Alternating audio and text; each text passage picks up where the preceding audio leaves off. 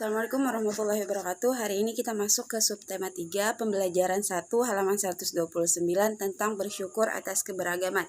Kemarin kita telah belajar tentang keberagaman yang ada di Indonesia. Dimulai dari keberagaman adat, suku, budaya, tarian, rumah adat, bahkan sampai makanan tradisional pun Indonesia itu sangat beragam sekali. Nah, di sini kita akan melihat ada teks tentang mengolah dodol Betawi. Jadi sebenarnya teksnya itu sebenarnya jika seandainya kita tatap muka, sebenarnya teksnya itu dilakukan kalian mendengarkan teks itu lalu kalian tentukan gagasan pokok dan gagasan pendukungnya. Karena ini di masa pandemi tidak ada tatap muka, berarti nanti untuk teksnya saya akan kirimkan.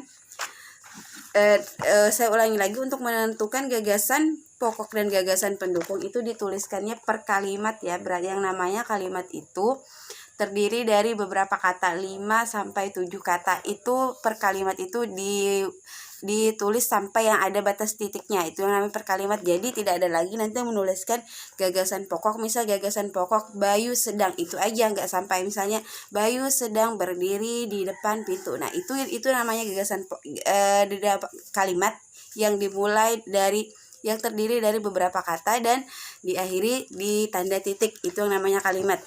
Nah, selanjutnya kalian buka halaman 133, itu ada juga beberapa jenis makanan tradisional dari beberapa daerah. Di sini hanya ada 5. Itu ada yang pertama sega jomblang, itu nasinya berasal dari Cirebon. Ada nasi pecel yang berasal dari Jawa Timur, lontong sayur yang berasal dari Jawa Barat, dan ada nasi kerawu yang berasal dari Gresik, dan ada nasi gudeg yang berasal dari Jogja. Nah, ini ada beberapa contoh makanan-makanan daerah yang ada di Indonesia. Ini sudah menunjukkan keberagaman ya. Nah, sekarang kalian coba cari tahu, kalian coba diskusi dengan orang tua kalian di rumah, apa aja sih makanan-makanan yang ada di daerah kalian atau asal dari orang tua kalian. Dan coba tanyakan juga kepada orang tua kalian bagaimana cara membuatnya dan kapan biasanya makanan tersebut dicicipi. Nah, terus pernahkah kamu mencoba salah satu makanan tradisional? Ceritakan pengalamanmu dalam bentuk tulisan. Tulisan dapat membuat tempat kamu makan, asal makanan tradisional, bagaimana makanan dibuat, ini proses pembuatan makanan tersebut ya. Dan siapa yang sering makanan tersebut. Wah, banyak sekali ya makanan di Indonesia, apalagi yang ingin kamu ketahui tentang keberagaman makanan Indonesia. Jadi kalian diminta untuk mengarang, nanti silahkan tulis di buku kecilnya tentang bagaimana caranya untuk tentang pengalaman kalian mencicipi atau mencoba salah satu makanan tradisional, bebas mau makanan tradisional yang ada di daerah kita ini atau yang berasal dari orang tua kalian atau yang di luar pulau, terserah saja. Untuk percobaan di halaman 135 itu kita skip aja, kita langsung ke halaman 139 pembelajaran 2. Nah, coba lihat di pembelajaran 2 itu ada gambar apa aja? Ada 6 gambar. Nah, betul, itu adalah gambar-gambar rumah adat. Nih, selain tadi suku, budaya, makanan khas, ternyata rumah adat pun juga sangat beragam. Indonesia memiliki rumah adat yang beragam. Kita harus mensyukurinya dengan cara pertama, kita mempelajarinya dan juga kita merawat semua yang ada pada semua yang ada pada negara kita ini agar tetap bisa dinikmati oleh generasi selanjutnya atau anak cucu kita ke depannya. Nah, di situ ada keberagaman Indonesia tercermin pada rumah adat. Kita harus mensyukuri keberagaman dan keindahan rumah adat tersebut. Berikut adalah rumah adat dari berbagai provinsi di Indonesia. Selain daripada ini, kalian bisa searching, kalian bisa cari sendiri nanti melalui poster, internet, koran dan sebagainya. Nah, ini ada pertama rumah gadang atau rumah adat Sumatera Barat atau Sumbar. Ini rumah di Padang ya, daerah Padang, Sumatera Barat itu kan ibu kotanya Padang.